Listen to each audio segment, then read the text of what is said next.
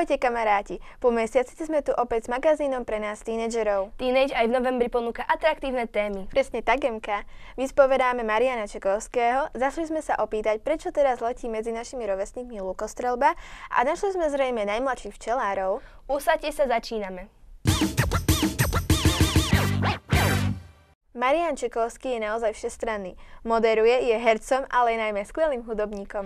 Pri svojich projektoch rád spolupracuje aj s talentovanými tínedžermi. Poprvýkrát si ale vyskúšal, aké je to pripravovať hudbu k činohre. Komponoval ju k predstaveniu Bál, ktoré na motívy poviedok Boženy Slančikovej Timravy uviedlo Slovenské národné divadlo.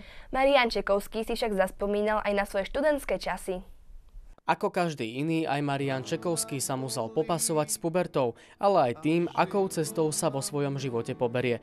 Ako tínedžer sa najlepšie cítil na konzervatóriu, pretože predmety na hudobno-dramatickom odbore zvládol ľavou zadnou, aj preto, že tam nebola matematika, ktorú neovládal najlepšie.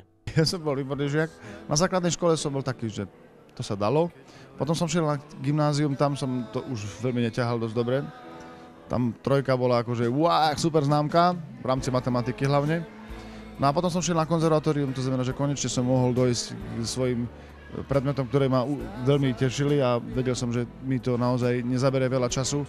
Ja som bol taký priemerný žiak v podstate v rámci základnej a strednej školy, ale to asi aj preto, lebo som mal svoju vlastnú predstavu, svoju vlastnú hlavu a chcel som si tvrdohlavo vždycky niečo obhajovať a to ma niekedy vyšlo aj draho.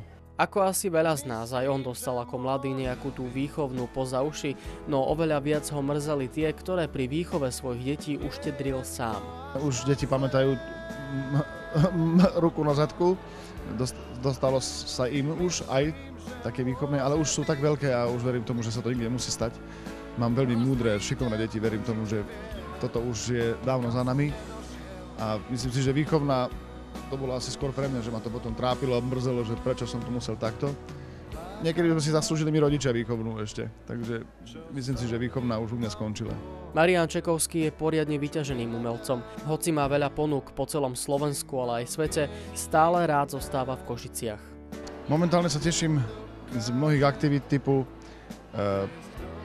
divadelná produkcia, čo znamená, že robím hudbu k divadelným hrám, ktoré riešime v Bratislave. Teším sa aj z toho, že píšem zo pár nových pesničiek pre mojich priateľov. Aj s Darinkou Rolincovou sme si rozrobili nejaké projekty, takže môj život je vlastne non-stop nejaká kreativita. Súvisiaca aj s nejakým tým oddychom, nemôžem to v kuse robiť. Marian s úsmevom dodáva, že najradšej relaxuje napríklad pri golfe, pretože tam mu netreba veľkú kondíciu. Bál je názov predstavenia, ktoré sme už spomínali, ale teraz sa budeme chvíľu venovať inému bálu, tomu maturitnému. Myslím si, Katka, že je to pre maturantky aj poriadny stres, pretože každá chce zažiariť. Rozhodli sme sa, že im pomôžeme, napríklad v tom, ako si vybrať účes, ktorý im pristane, aké líčenie zvoliť, ale najmä akú robu si vybrať. Tak nechajte sa inšpirovať. Stužková patrí medzi novšie zvyky, tvrdia odborníci na národopis. Zelená stužka je symbolom mladosti, ale aj nádeje. Stužkovú slávnosť môžeme považovať za jeden z prvých malých plesov. Prípravy sú však náročné ako tie na svadbu. Potrebujete fotografa, kameramana, sálu, program či kvety. Čerešničkou na torte sú aj outfity, v ktorých sa predbiehame. Myslím si, že oveľa jednoduchšie to máme my muži. Stačí nám maturitný oblek, sprcha, nejaký ten parfém a môžeme ísť. Preto sme sa rozhodli absolvovať jeden deň s maturantkou a možno vás inšpirujeme pre podobný výsledok. O tom, ako chcete vyzerať, uvažujete dlho, hľadajte v časopisoch, na webe alebo okopírujte nejakú tú hviezdu. Čoraz viac dievčat necháva všetko na odborníkov. O účes sa postará kaderník, o líčenie vizážistka a šaty vám pomôžu vybrať stylistky v salónoch. A tak aj my sme sa ráno najskôr stretli u kaderníčky, ktorá na základe vybraných šiat ponúkla vhodný účes. Radíme vám, vlasy si pred spoločenským účesom umývajte deň vopred, vtedy sa s vlasom pracuje najlepšie. Hovorí Daniela Bánková.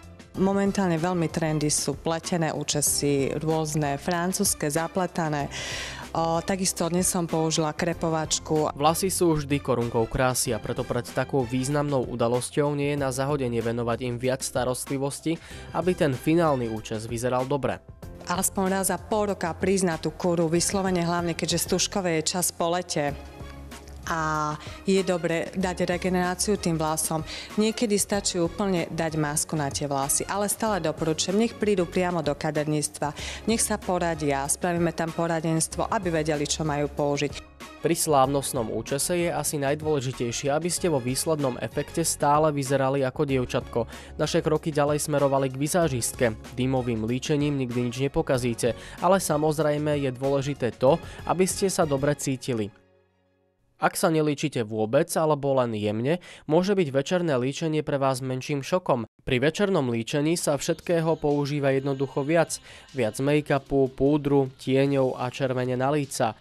Charakteristické sú tmavšie tiene, dokonca tu neplatí, že ak sú tmavé oči, rúž musí byť dostratená. V každom prípade je vhodné použiť fixačné prípravky, aby ste aj po polnoci vyzerali báječne. Pri stužkovej je zásadnou otázkou výber správnych šiat. Tu zohráva dôležitú úlohu vaša postava. Pozrime sa na niekoľko rób, ktoré by sa vám mohli páčiť.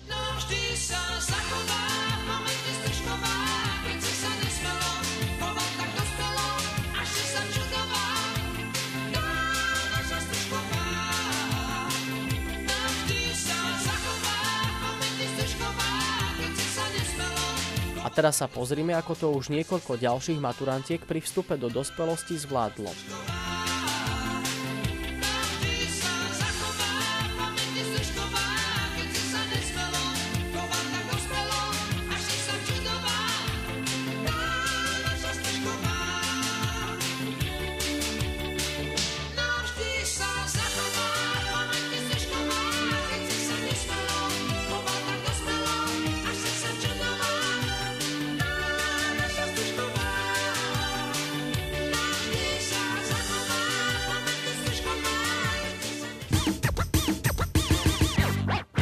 Teraz sa dozvieme viac o ďalšej kráľovnej, no nie o tej na maturitnom plese, ale včelej. Bez medu si neviem predstaviť čaj, po mede siaham, keď som chorá a koláče, v ktorom mi táto dobrota priam milujem. Tak ja mám nejaké tie skúsenosti aj včelým uštipnutím, ale bavme sa o inom. Vieš, aká to je drina, ale aj umenie byť dobrým včelárom? Včelárstvu sa venuje na Slovensku 16 000 ľudí a mladí včelári sú vlastne 40-tníci. No nám sa podarilo nájsť 10 až 11 ročných chalanov, ktorí navštevujú v Košiciach včelársky krúžok. Botanická záhrada UPJŠ v Košiciach usporiadala v novembri výstavu Včelárstvo. My sme sa tu stretli zrejme s najmladšími včelármi, ktorí navštevujú Košický včelársky krúžok pod vedením skúseného Imricha Ilenina. So záujmom sme ho počúvali. On skromne tvrdí, že stále nevie o včelárstve všetko, no iste vie o ňom pútavo a zanietene rozprávať. Včely každý pozná, no málo kto vie naozaj, ako to v úli funguje a čo všetko zvládnu. Ľudia nevedia o tom, že nepodstatný je med. Podstatná je opeľovacia činnosť včiel, lebo včela je verná kvetu. Keď začne lietať na jabloň, lieta z jablone na jabloň. Kým čmeliak opeľuje tiež, ale z jablone na púpavu, z púpavy na hrušku, z hrušky na slivku, proste pomiešané. Včelárstvu sa už ľudia venujú 9000 rokov.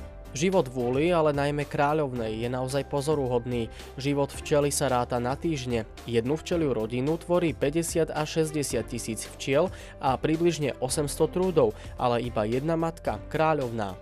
Vedeli ste napríklad, že dobrovoľne opúšťa svoj domov len raz, a to na svadobnú cestu?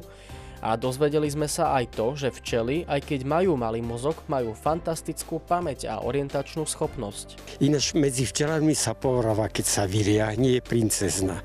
Keď začne klasť po plodnení, je matkou, a keď včelár ju poznačí farbou, aby vedeli ju inokedy rýchlejšie nájsť, tak je kráľovná, lebo už dostala korunku. Hovorí sa, že ak vymrie posledná včela, ľudstvo vyhynie. Viktor a Adam majú 11 rokov, no o včelách už čosi vedia. Ja mám asi okolo 10 rodín a zatiaľ sa o nich len tak nepravidelne starám, lebo teraz nemám veľa času chodiť ako k babke na dedinu. Ja tam rád chodím, lebo sa samozrejme niečo naučím nové a ako je to celkom dobré. Ja nemám včely, ale detko má včely ako. Verím, že budeme mať, ale máme to aj naplánované, že nám dá detko včeliako. Med je už 1000 ročia vyhľadávanou zložkou potravy, prírodným liečivom a používa sa aj v kozmetickom priemysle, no žiaľ, stále je ho menej. Tento rok bol veľmi zlý na med. Je medu veľmi málo, takže trochu aj stúpli ceny.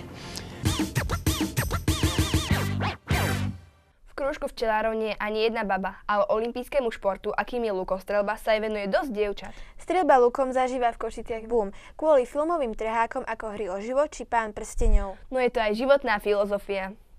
Lukostreľba je jedna z najstarších ľudských činností. Najskôr to bola lovecká technika, dnes je olympijský šport, ale aj výborná aktivita na relax. Lukostreleckému klubu Košice v poslednom období pribúda podozrivo veľa členov. Spôsobila to akčná hrdinka Katniss Everdeenová. Bola si tu dneska prvýkrát, páčilo sa ti to? Áno, veľmi, určite prídem ešte na budúce a stela som sa úžasne, strieľala som 2-krát a im to išlo. Moderná športová lukostreľba je najmä životným štýlom, tvrdí tréner Marek Reisinger. Lukostreľba históriu zhruba 40 až 50 rokov, tak ako na celom Slovensku. Začali to dvaja páni, ktorí začali strieľať dole na Aničke a odtedy sa lukostreľbe darí a vidíte, že má to ohlas a sme veľmi radi, že sa nachádzajú ľudia, ktorí to inak ďalej podporujú. Prečo práve lukostreľba? Je to staroveký šport, preto sa mi páči, lebo je to spolu s dejinami a mne sa veľmi dejiny páčia. Boli sme s rodinou u priateľov a tam bol jeden pán, ktorý mi to ukázal, ako sa má strieľať z luku. Lukostreľba má niekoľko kategórií. Najprestížnejšou kategóriou je samozrejme olympijský luk, nakoľko je to olympijská disciplína, alebo nájdete to aj pod názvom reflexný luk. Potom sú tu ešte rôzne ďalšie divízie, ako je kladkový luk, ktorý je prevažne loveckou zbraňou, respektíve využíva sa skôr, by som povedal, teraz budú na mňa nahnevaní kladkoví, teda tí, čo strieľajú z kladkového luku, ako rekreačnejší šport. Bolo zaujímavé sledovať výkony strelcov, pri ktorom sa snažili dosiahnuť harmóniu tela a ducha. A čo musia športovci zvládnuť ako prvé? Pravú nohu daj o pol chodidla dopredu, výborne, ľavú 45 stupňový uhol, dobré. Teraz trošku vyniesieme ťažisko na špičky, dobré. Môžeš si založiť čip.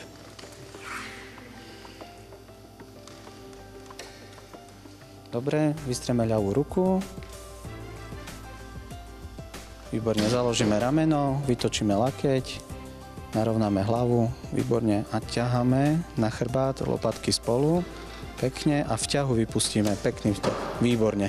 Prekvapilo nás, že lukostrelci pri trénovaní nepoužívajú vôbec terč. Snažíme sa im vysvetliť, že lukostreľba nie je o triafaní, ale o technike streľby. Za dobrými športovými výkonmi sa skrýva tvrdý drill, ktorému treba venovať veľa voľného času, no lukostreľbu môžeme brať aj ako terapiu. Som pri tomto športe vyrovnaný a prospieva mi na moju chrbticu.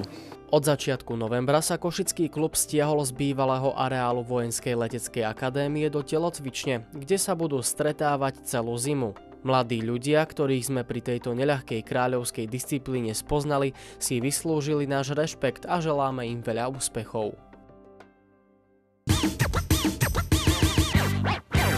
Na sviatok svätého Mikuláša sa treba náležite pripraviť. Veď práve, Mikuláš nosí darčeky a ja už mám pocit, že mu dochádza fantázia. Takže si nájdem zasa v čižmách len sladkosti a ovocie, ale to nevadí. Buď rada, že nie uhlie, ale nie, žartujem. S etnologičkou Klaudiou Bugánovou sme sa porozprávali o všetkom, čo súvisí s touto tradíciou.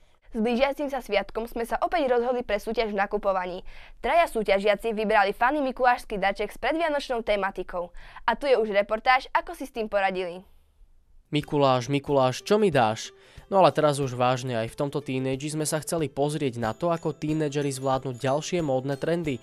Vybrať netradičný darček na Mikuláša, ak to nechcete poňať klasicky, je celkom náročné. Preto témou pre nakupovanie bolo vybrať najfanný darček na Mikuláša. Možno ste veselá rodinka a Vianoce beriete športovo, preto si bez problémov oblečiete sveter s osobíkmi, vianočným stromčekom či Dedom Mrázom. O Svetom Mikulášovi koluje veľa legend. O tomto sviatku, ktorý sa už blíži, sme sa preto rozprávali s etnologičkou Klaudiou Bugánovou. Ak by sme mali charakterizovať jeho povolanie, tak to bol biskup a žil veľmi dávno, žil už v 4. storočí. A to, že sa aj dnes predvečer jeho sviatku obdarováva, to je už naozaj veľmi dlhá tradícia a súvisí to samozrejme s ním samotným, keďže sa o ňom šírilo to, že bol veľmi štedrý, veľmi rozvážny a veľmi slušný človek. ale túto štedrosť robil v skrytosti, tak to sa asi ľuďom najviac páčilo.